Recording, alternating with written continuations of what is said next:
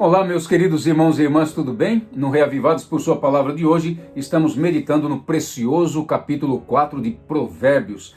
Este capítulo é composto de 27 versículos que podem ser divididos em 3 partes, onde cada uma começa com as palavras ouvir e filho, formando a frase ouve, filho meu, e preste atenção às instruções que vou te dar.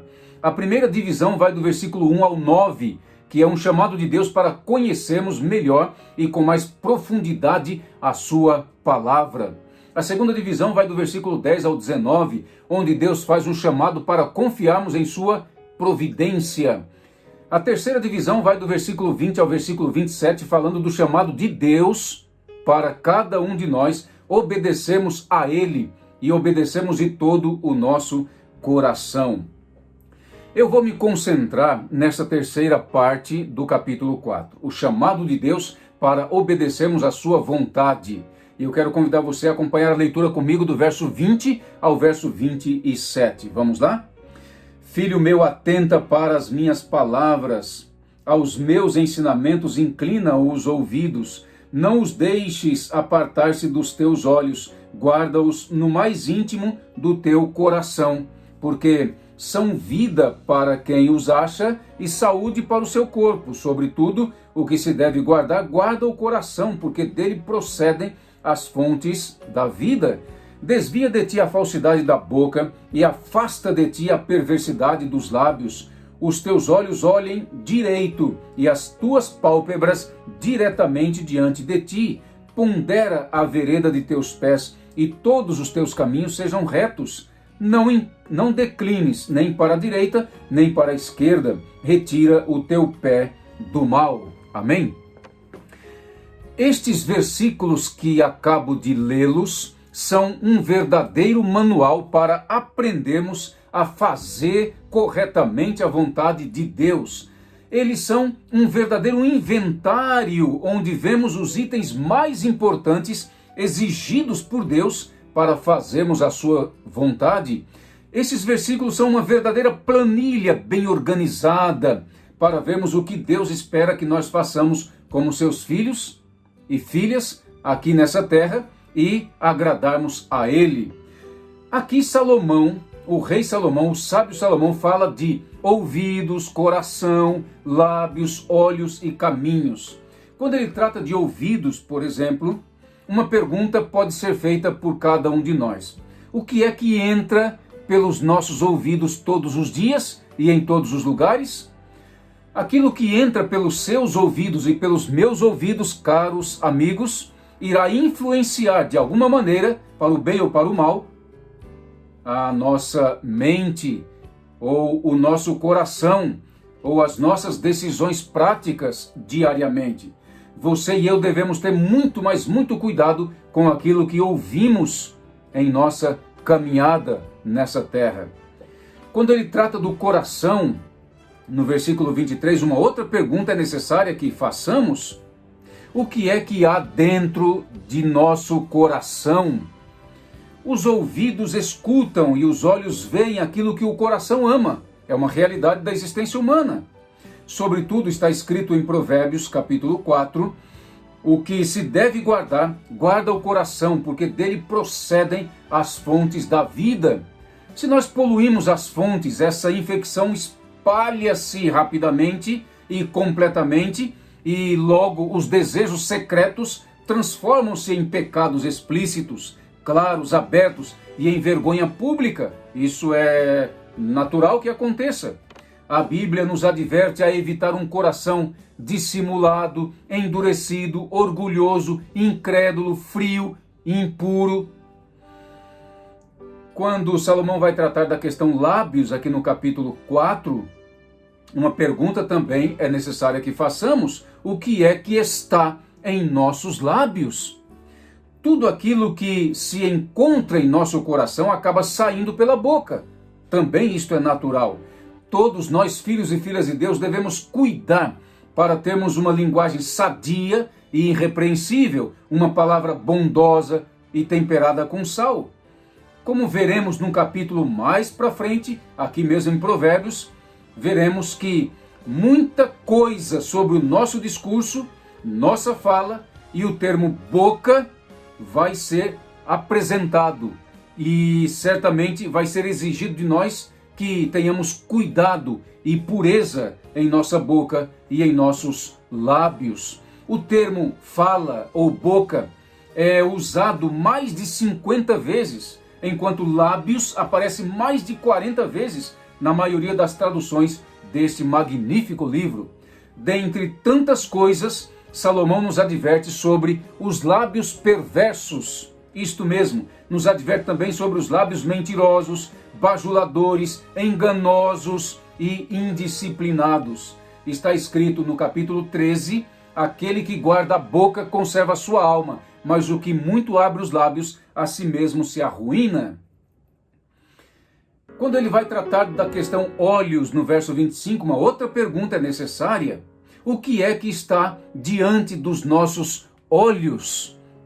Em cada lugar em que nós vamos e em cada caminho que percorremos? Você sabia que a perspectiva futura determina os resultados do presente? Abraão, por exemplo, era amigo de Deus porque vivia pela fé e porque aguardava a cidade que tem fundamentos, da qual Deus é o arquiteto e o edificador. Ló tornou-se amigo do mundo porque andava de acordo com o que podia ver e se aproximou cada vez mais da perversa cidade de Gomorra. Todos os homens, meus amigos, e todas as mulheres têm diante de si algum tipo de coisa que os ajuda a determinar os seus valores, as suas ações e os seus planos. Um bom exemplo a ser seguido é o de Davi, que disse: não porei coisa injusta diante dos meus olhos. E o Salmo 119 nos ensina a seguinte oração: desvia os meus olhos para que não vejam a vaidade.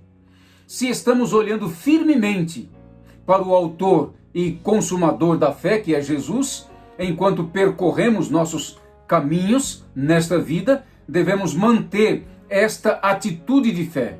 Se estamos olhando para trás ou ao nosso redor, poderemos acabar num desvio e cair num precipício. Quando Salomão vai tratar de caminhos, uma outra pergunta é importante que a gente faça no versículo 26 e 27. O que é que se encontra além do nosso caminho? O termo hebraico traduzido por ponderar, apresentado aqui no verso 26 e 27, significa pesar ou nivelar, e é relacionado a uma palavra que quer dizer balança. Em seu último discurso, antes de beber a famosa cicuta, Sócrates, o filósofo grego, disse o seguinte: a vida que não é examinada não é digna de ser vivida. Paulo escreveu o seguinte: examinai-vos a vós mesmos, se realmente estáis na fé. Provai-vos a vós mesmos, disse ele. O Senhor, meu amigo, está considerando nossas veredas, nossos caminhos o tempo todo. Está sondando nosso coração o tempo todo, bem como as nossas ações. E devemos nós, com muita razão e lucidez, fazer o mesmo. Sondar o nosso coração, a nossa mente, os nossos caminhos. A vida, você sabe muito bem disso, é muito curta. E ao mesmo tempo ela é muito preciosa. É preciosa demais para ser desperdiçada com tudo aquilo que é temporário, banal, trivial, sem valor algum. Se estamos andando em sabedoria, Deus promete proteger o seu filho, dirigir e aperfeiçoar o caminho do seu filho. Tudo aquilo que a insensatez pode nos oferecer é somente perigo, desvios, decepções e, por fim, a morte. Portanto, meu amado amigo, minha querida amiga, não é difícil para você e para mim tomarmos uma decisão agora. Uma decisão de entregarmos a nossa vida completamente a Ele e fazermos a vontade dEle, somente a vontade dEle, para a glória dEle e para a nossa alegria, satisfação e felicidade. É sábio decidir hoje atender a voz e o chamado de Deus e fazer a vontade dele. O chamado dele para você e para mim hoje é para agora. Não é para depois, não é para amanhã, é para agora, meu caro.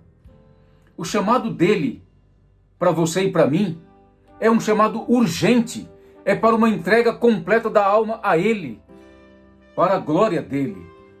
Eu gostaria que você se entregasse sinceramente ao Senhor nosso Deus Todo-Poderoso, para que ele possa dominar sua vida, sua caminhada. Eu oro para que você possa fazer isso agora mesmo, e fazendo, que você possa seguir todos os dias e diariamente o reto caminho de Deus. Oremos. Senhor Deus Todo-Poderoso, eu entrego em tuas mãos cada filho e cada filha que nesse momento ouviu a tua palavra e o teu chamado. Abrace cada um como um pai abraça um filho e instrua a mente e o coração de cada um como um pai faz com o seu filho todos os dias. Receba, Senhor, o nosso coração, a nossa vida, em nome de Jesus, nosso Salvador. Amém.